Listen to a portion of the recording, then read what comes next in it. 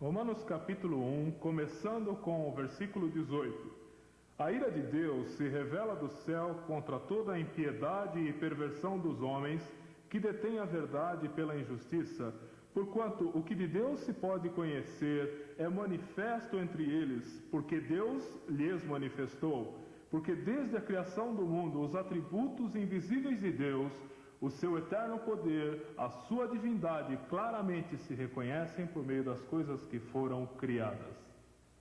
Por isso são indesculpáveis, porquanto, tendo conhecimento de Deus, não o glorificaram como Deus, nem lhe deram graças, antes se tornaram nulos em seus próprios raciocínios, obscurecendo-lhes o coração insensato, inculcando-se por sábios, tornaram-se loucos, e mudaram a glória do Deus incorruptível em semelhança da imagem de homem corruptível, bem como de aves, quadrúpedes e répteis. Por isso Deus entregou tais homens à imundícia, pela concupiscência dos seus próprios corações, para desonrarem os seus corpos entre si, pois eles mudaram a verdade de Deus em mentira, adorando e servindo a criatura em lugar do Criador, o qual é bendito eternamente. Amém. Essa história é antiga, mas sempre há alguns que ainda não ouviram essas velhas histórias. É a história de um homem que estava sem emprego e era um sujeito musculoso, praticava halteres e estava sem emprego. Ele foi ao zoológico porque tinha visto um anúncio que precisavam de alguém para trabalhar lá. Mas chegando, descobriu horrorizado que o único emprego que eles tinham lá era para fazer o papel de um macaco. Muitas crianças iam visitar o zoológico e eles estavam sem macacos e precisavam de alguém para ser um. E como ele estava sem dinheiro, esse homem aceitou o emprego. Tinha que chegar antes do sol nascer, vestir a fantasia de macaco e então entrar na sua jaula antes do dia clarear. Finalmente amanheceu e as crianças chegaram e tudo o que ele tinha que fazer era andar pela jaula, pendurar-se nas árvores e pular entre elas e comer os amendoins e as bananas que lhe eram dadas. Bom, você pode fazer isso por 8 ou 10 horas, mas depois disso ele começou a ficar exausto e cansado de comer bananas. Enquanto ele pulava de uma árvore para outra com náuseas, escorregou e caiu na jaula do leão ao lado e gritou: socorro, socorro! E o leão falou baixinho: cale-se ou perdemos os nossos empregos.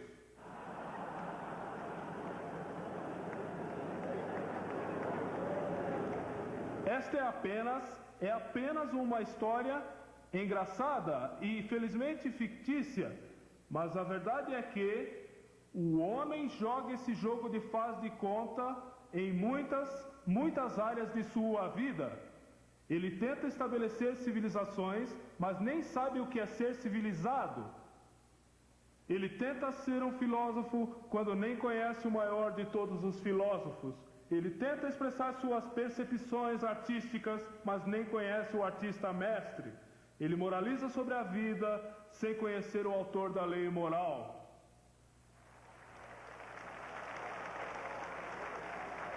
E esse mesmo homem tenta edificar sua utopia e realizar todos os seus sonhos otimistas, só para vê-los, vez após vez, desmoronar em completo desastre, para ver todas as suas ambições devastadas. E nesse momento ele começa a gritar: socorro, socorro, para descobrir que o homem a quem ele pede socorro joga o mesmo jogo que ele. Chesterton, o grande teólogo e filósofo, certa vez recebeu uma carta perguntando: o que você pensa da civilização? E Chesterton respondeu dizendo: acho que é uma ótima ideia, por que alguém não começa uma? Algum tempo depois, lendo uma série de artigos, O que está errado com o mundo, Chesterton enviou ao editor uma carta brevíssima. E acho que o editor teve que ler umas 3 vezes até entender do que se tratava. Porque a carta dizia simplesmente: prezado senhor, a respeito de seu artigo O que está errado com o mundo, sou eu, respeitosamente, Chesterton. Eu é que sou o problema. É isto que está errado com o mundo. E está escrito aqui, Deus nos revelou há séculos atrás, que o problema fundamental do homem está no coração. Existe algo pervertido, quase demoníaco, dentro do coração do homem. A Bíblia o chama de pecado e deixa bem claro que isto está em seu coração e implícito na declaração que a tendência do homem é para a maldade e a perversão.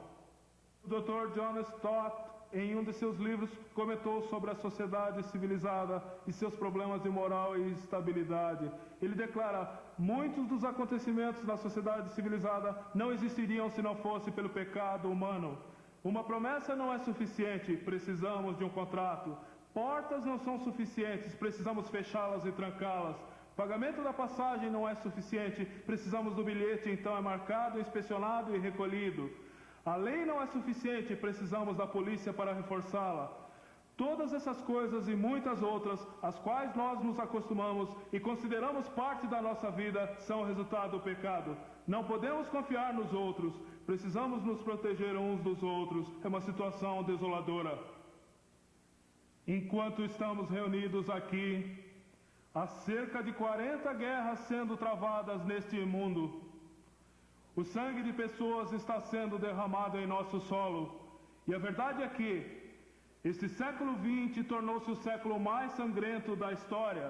Derramamos mais sangue no século XX do que nos 19 séculos anteriores. Ironicamente, foi o filósofo alemão Nietzsche que nos fez lembrar que uma vez que Deus morreu no século XIX, o século XX se tornaria o mais sangrento da história. Gostaria de chamar a sua atenção para a forma como a Bíblia desenvolve o conceito de pecado. Primeiro, usa palavras que explicam a ideia. Então, ela o descreve com mais detalhes e esclarecimentos. E, finalmente, os escritores o expõem a fundo. Os dois conceitos principais para explicar o pecado são a ideia de errar o alvo. Errar o alvo. Isso dá a ideia de um arqueiro a postos com seu arco e flecha, pronto para acertar um determinado objeto, e ele erra.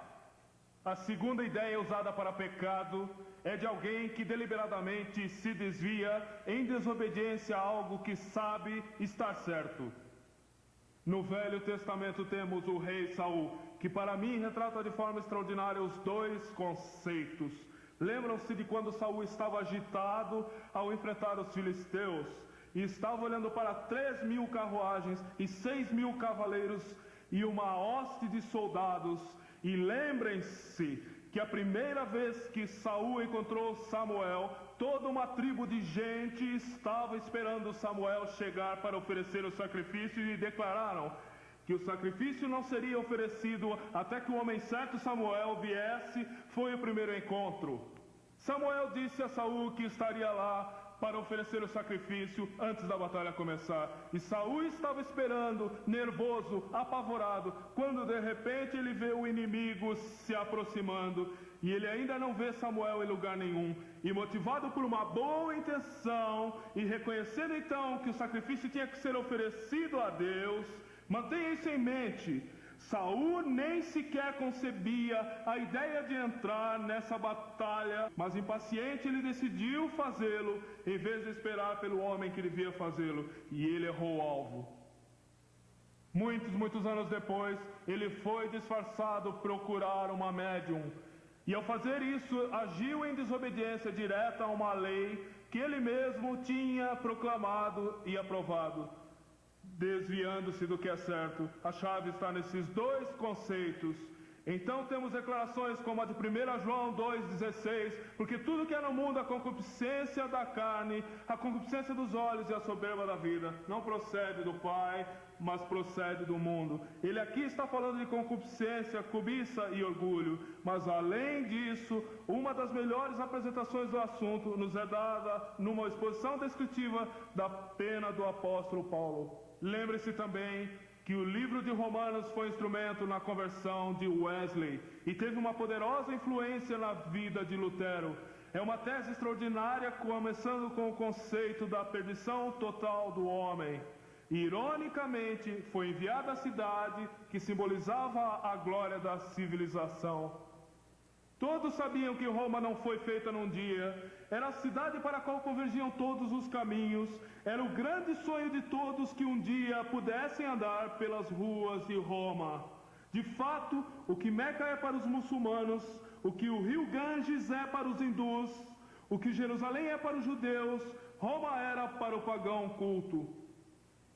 Ele queria ver a pompa e a glória de Roma gravada em mármore, entalhada em todo tipo de concreto, simbolizando as ambições do homem.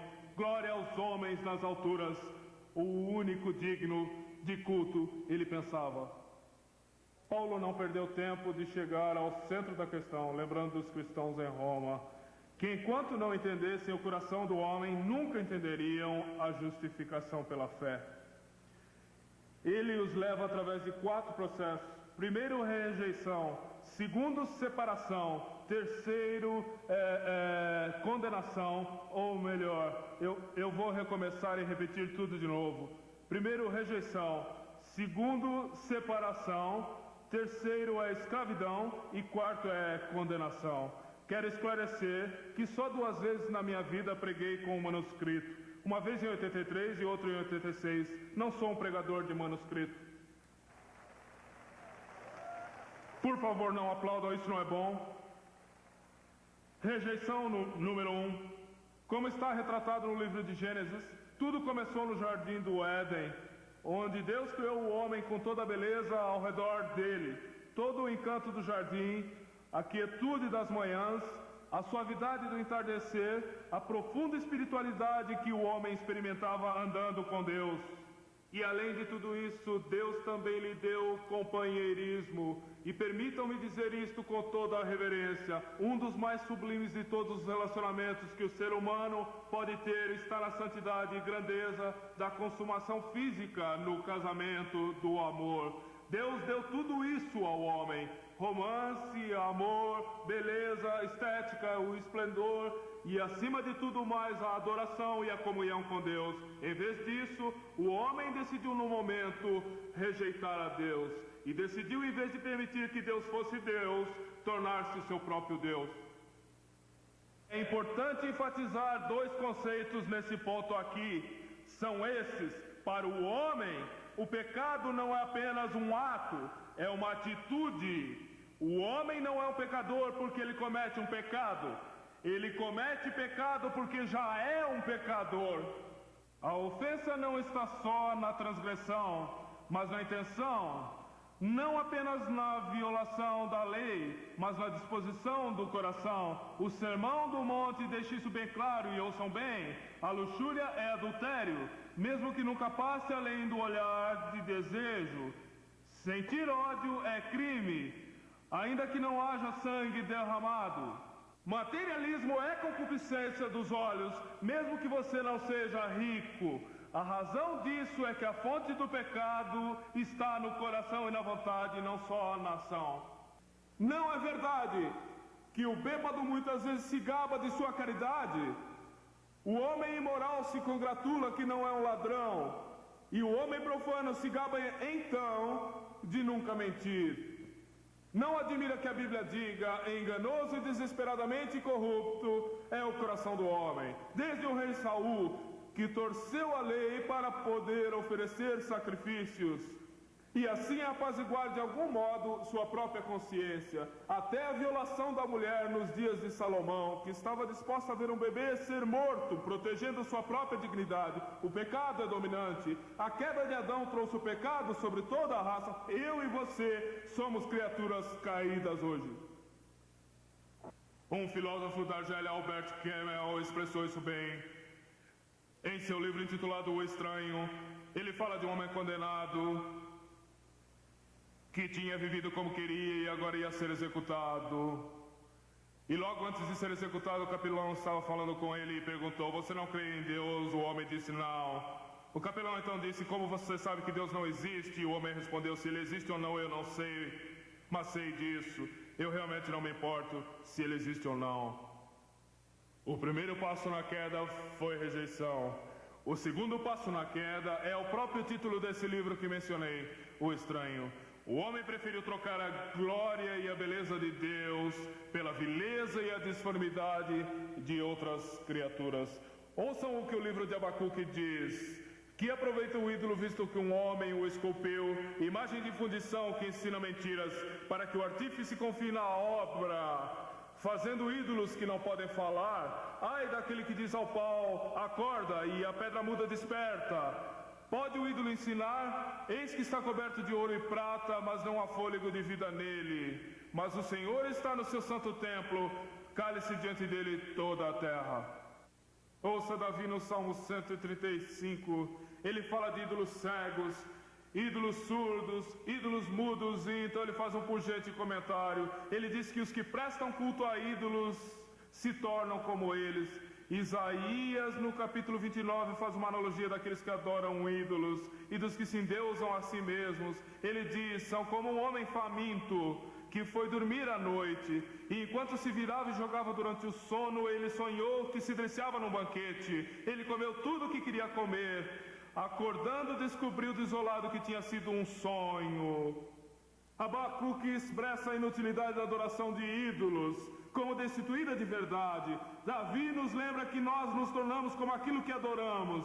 Isaías o descreve como um sonho ilusório que deixa a pessoa faminta, e Jesus, em palavras contundentes, descreve a separação de Deus como uma mortalha de trevas. Chesterton diz que seria como acordar uma certa manhã, olhar-se ao espelho e não ver nada.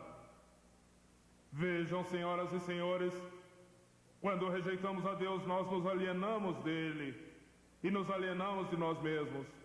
Vou resumir isto para vocês numa ilustração aqui. C.S. Lewis, o escritor britânico, fala de um homem que está em busca de sentido na vida e é um testemunho alegórico de sua própria conversão. E ele se retrata amarrado ao espírito dessa era.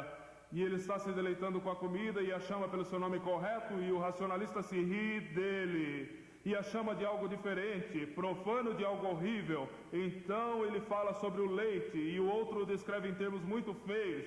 Lewis diz, eu não soube como responder, até que alguns momentos depois a razão chega montada no cavalo.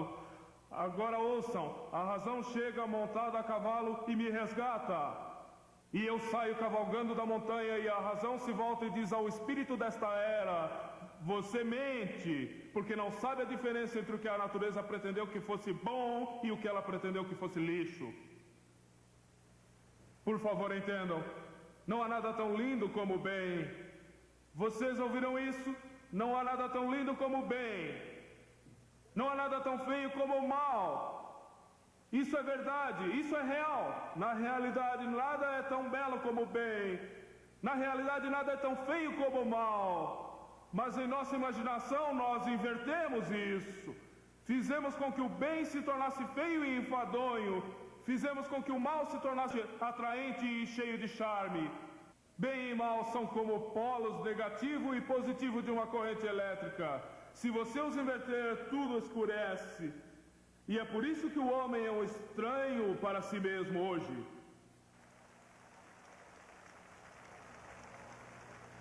De rejeição passamos para separação. De separação passamos para a escravidão. O homem se tornou escravo. Pense nas muitas formas em que buscamos nos libertar. A tecnologia nos libertou. A indústria nos libertou, a ciência nos libertou, a química nos libertou, a arte nos libertou, a educação nos deu liberdade. De alguma forma pensamos que as drogas podem nos libertar. Presumimos ter quebrado 1 milhão de tiranias, mas ainda podemos descrever o homem como inquieto, intoxicado com uma sensação de liberdade. E eu particularmente gostaria de advertir minha audiência americana sobre isso. Essa liberdade não é a mesma coisa que autonomia. Liberdade não significa que sou lei para mim mesmo. O príncipe Felipe, duque de Edimburgo, falando a uma audiência universitária hostil que o estava vaiando, interrompeu o discurso e, numa linguagem não muito real, disse isto, que vou citar. Ele disse, calem-se e cresçam.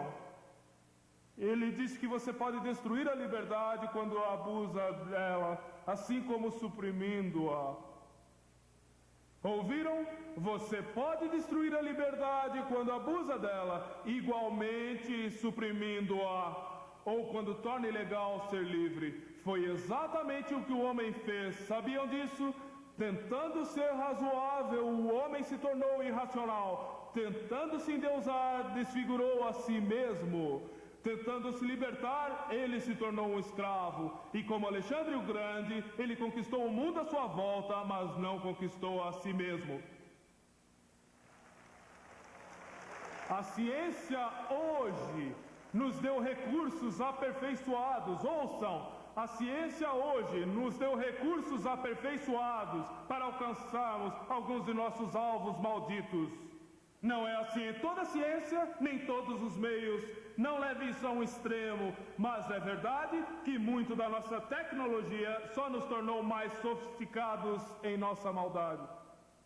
E, no entanto, nós continuamos a correr e a brincar de esconde-esconde, e continuamos a dizer a nós mesmos que em algum lugar está essa utopia, e negamos a realidade, vivemos em fantasia, e dizemos que um dia vamos encontrar essa paz que desejamos na terra. E você olha à volta, e à nossa volta a violência, desde os campos de futebol, a violência nos aviões, a violência em reuniões de comitê, a violência nos campos de batalha.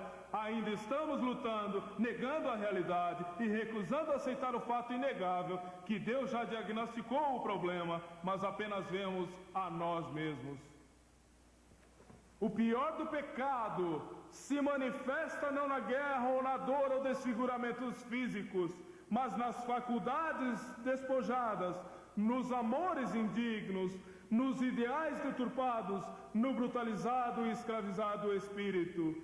É por isso que o apóstolo Paulo diz em Romanos: eles se tornaram cheios de toda injustiça, malícia, avareza e maldade, possuídos de inveja, homicídio, contenda, dolo e malignidade, sendo difamadores, caluniadores, aborrecidos de Deus, insolentes, soberbos, presunçosos, inventores de males, desobedientes aos pais, insensatos, pérfidos e sem misericórdia.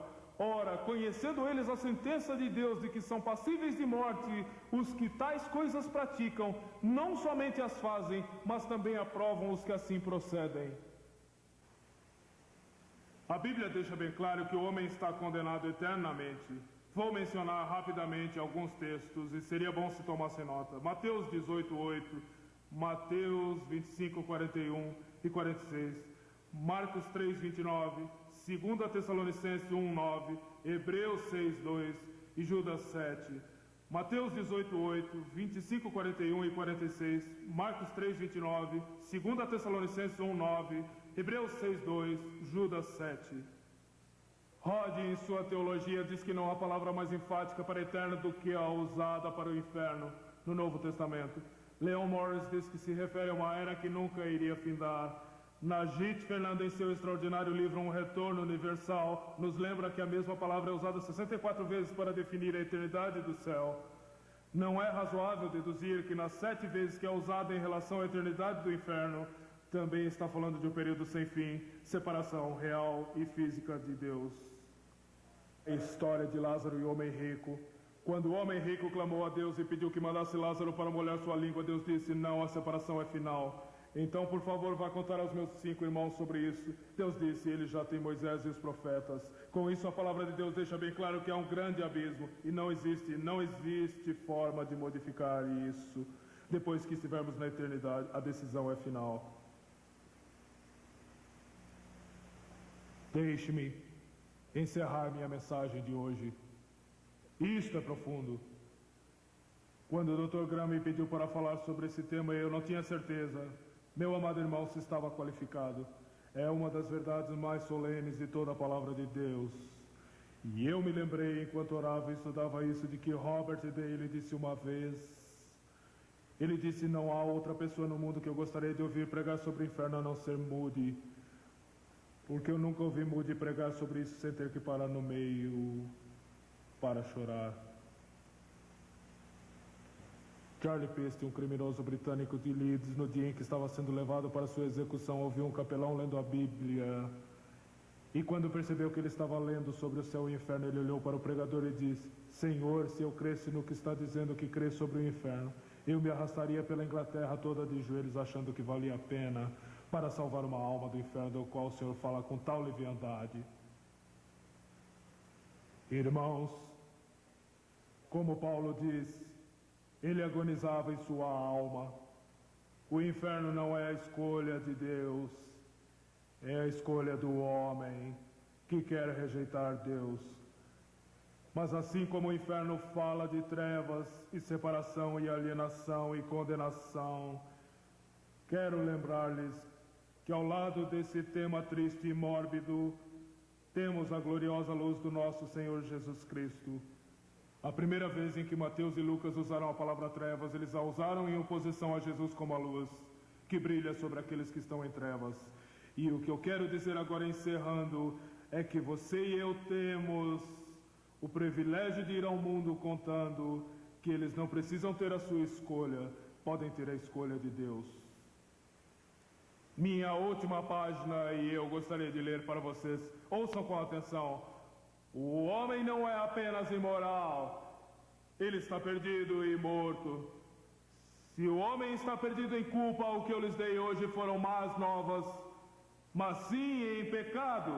E é nosso grande privilégio contar que temos um Salvador. E ouçam isso, a maior diferença entre Jesus Cristo e os mestres de ética e moral que foram endeusados pelo homem é que esses moralistas vieram tentar melhorar pessoas más, mas Jesus veio dar vida a pessoas mortas.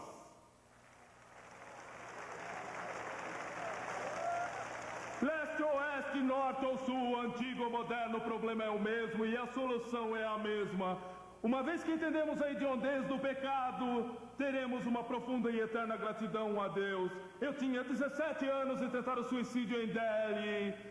Quando dei minha vida a Jesus Cristo, eu não era um homem mau, se tornando um homem bom. Era um homem moribundo, que agora ia viver para uma causa que era maior do que ele. Como disse um teólogo alemão, o pecado nos queima mais quando é colocado sobre a luz escrutinadora do perdão de Deus. E todos nós que somos perdoados sabemos como o pecado realmente pode queimar.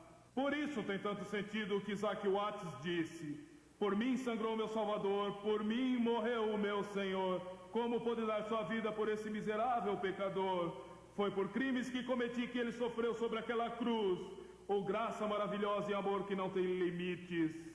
Ou como escreveu John Newton, graça maravilhosa como é doce o som, que salvou um miserável como eu. Eu era perdido, mas fui achado, era cego, mas agora vejo. E para nós reunidos aqui, que somos evangelistas, ao sair que andemos com segurança e sobriedade e seriedade em nosso ministério, e vamos entender a profundidade do que a Bíblia diz ao afirmar: quão formosos sobre os montes são os pés daqueles que anunciam boas novas, que proclamam a salvação.